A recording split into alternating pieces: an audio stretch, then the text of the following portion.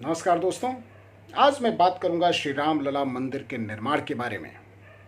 राम मंदिर निर्माण की प्रतीक्षा सदियों सदियों से देश में एक बहुत बड़े वर्ग को थी और 9 नवंबर 2019 को जब देश की सर्वोच्च अदालत ने यह फैसला सुनाया कि जिस विवादित भूमि पर दो पक्षों के अपने अलग अलग दावे हैं वो भूमि रामलला की है और वहां पर राम मंदिर का निर्माण होगा और उसके बाद ही मंदिर निर्माण का रास्ता साफ हो गया था।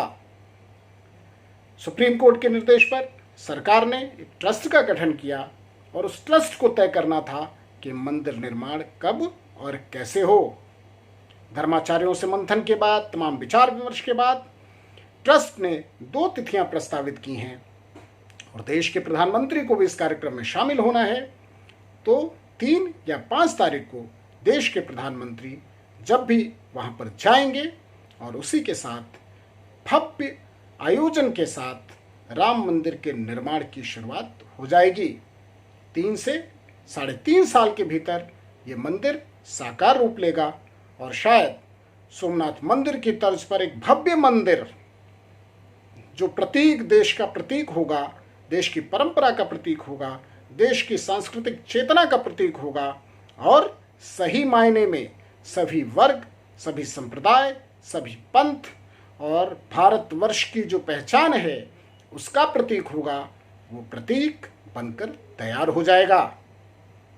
दोस्तों, ये पल बहुत ही ऐतिहासिक है। मैं ऐतिहासिक क्यों कहता हूं? इसलिए कि सदियों सदियों से आंदोलन चल रहा था, विवाद हो रहे थे, जिला अदालत से शुरू होकर के हाई कोर्ट से सुप्रीम कोर्ट। अब सोचिए, हाई कोर्ट का फैसला आया था 30 सितंबर 2010 को। बहुत पीछे में नहीं जाता कब राम मंदिर का ताला खुला, किन परिस्थितियों में खुला, कितने आंदोलन उसके पहले हुए। लेकिन हाल फिलहाल 2010 में जब हाई कोर्ट का फैसला आया उसके बाद भी 10 वर्ष लग गए, 10 वर्ष सुप्रीम कोर्ट में फैसला आने में। तो इसके पीछे कोई ना कोई तो शक्ति थी जो काम कर रही थी कि ये मामला लटकता रहे, अटकता रहे।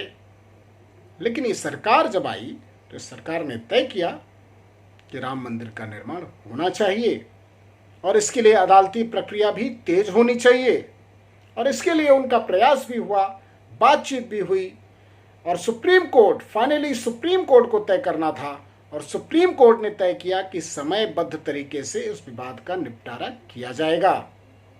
सुप्रीम कोर्ट ने सुनवाई की और एक फैसला दिया, ऐतिहासिक फैसला दिया, मील का पत्थर साबित होने वाला फैसला दिया। और वो जो कांटा था, जो अवरोध था, जो देश के लिए बहुत बड़ी बाधा थी सांप्रदायिक सद्भाव की राह में, उन सारे विवादों का, सारे रोड़ा, जो अटकाव भटकाव था, सबको समाप्त करते हुए देश की सर्वोच्च अदालत ने साफ कर दिया कि रामलला का मंदिर उसी स्थान पर बनेगा जहां पर एक पक्ष ही नहीं, एक बहुत बड़ा समुदाय ये दावा करता है कि श्री राम की जन्मभूमि यही है।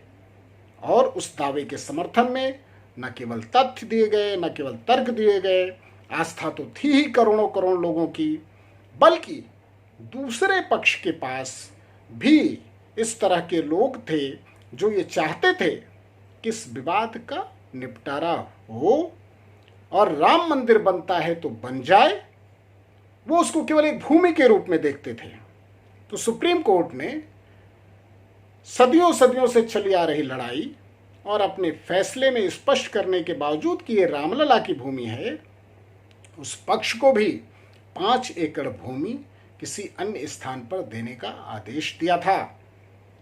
ये क्यों हुआ मित्रों? कुछ लोग लीगल सुटेबिलिटी पर सवाल उठाते हैं कि ये कितना ज़्यादा इसमें कानूनी दम है, कानूनी रूप से ये होना चाहिए था, नहीं होना चाहिए था।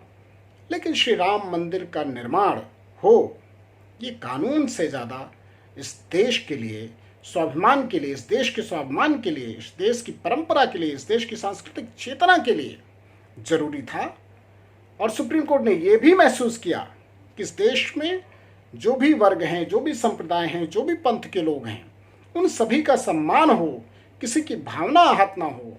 इसलिए उनको भी 5 एकड़ की भूमि दी कि अगर आपके मन में है कि हमारी ज़मीन थी, हमारी भूमि थी, वो सही या गलत, ये अनंत बहस शायद चलती ही रहेगी। तो एक तरीका ये हो सकता है कि आपको वो भूमि दी जाती है, उससे कहीं ज़्यादा भूमि दी जाती है, और आप भव्य तरीके से आप अपना भी मस्जिद का निर्माण कर सकते हैं। लेकिन राम जन्मभूमि नहीं बदल सकती थी। राम जन्मभूमि के लिए आस्था, और आस्था धर्म में किसी भी धर्म के लिए बहुत बलवती होती है। आस्था से आप नहीं लड़ सकते।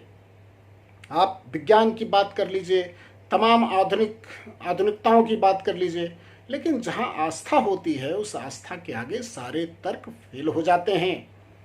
और आस्था ऐसा नहीं है कि केवल एक समुदाय की है, हर समुदाय की अपनी आस्था है। अगर पैगंबर की कोई जगह है तो उस पर कोई विवाद नहीं हो सकता।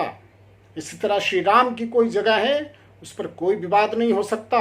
विवाद नहीं हो सकता, इसका तात्पर्य यह है कि दो पक्ष अगर लड़ भी रहे हैं तो भी उसमें कोई रद्दो बदल नहीं हो सकता, वो जगह उनकी ही रहेगी।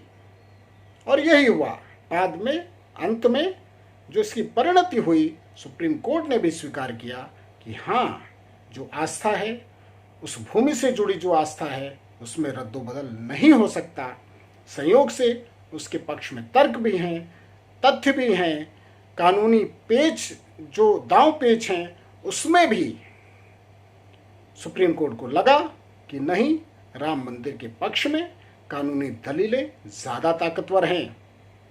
ये मैं वो बातें कह रहा हूँ जो अदालत के सामने आई, जो साबित हुई।